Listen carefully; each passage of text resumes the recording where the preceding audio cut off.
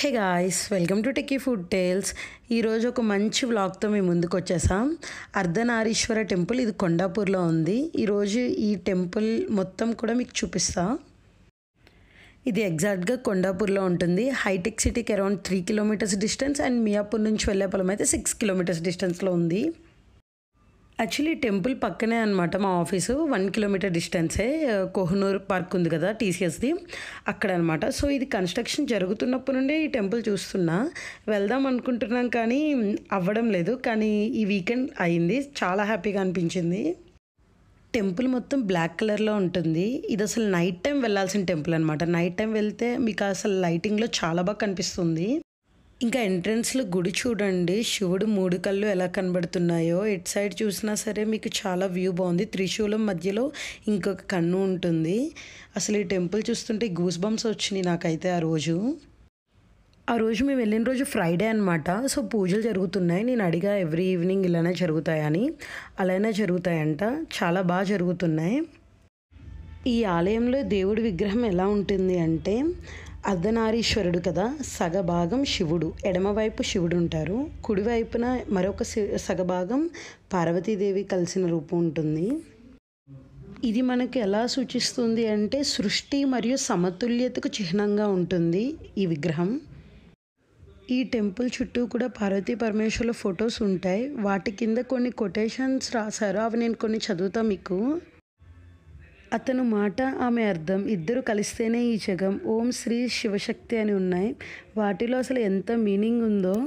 అలానే అతను పుట్టుక లేనివాడు, ఆమె ప్రతి పుట్టుక, మహాపురాణం, ఇద్దరు కలిస్తేనే ఈ జగం, ఓం శ్రీ శివశక్తి అని ఉన్నాయి.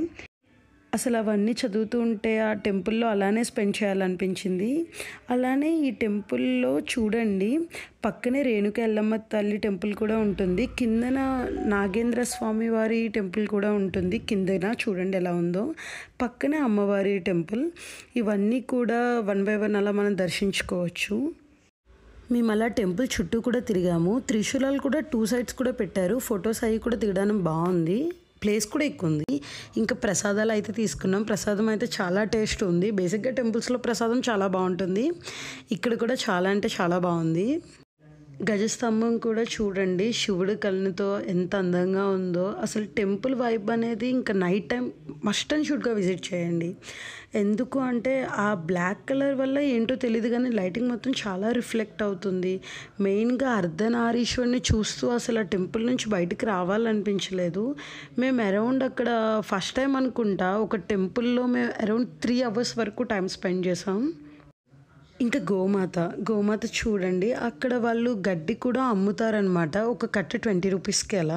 మేము అక్కడ ఒక కట్ట తీసుకుని గోమాత దగ్గర ఉన్నాం, దండం పెట్టుకున్నాం. నాకు ఈ గోమాతను చూస్తే లిటరల్లీ శివుడి ముందున్న నందీశ్వరుడే గుర్తొచ్చారు.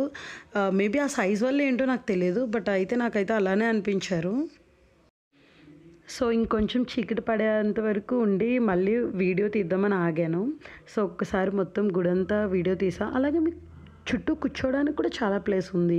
పర్ణశాల అవి కూడా ఉన్నాయి, హోమాలు అవి కూడా చేస్తారంట.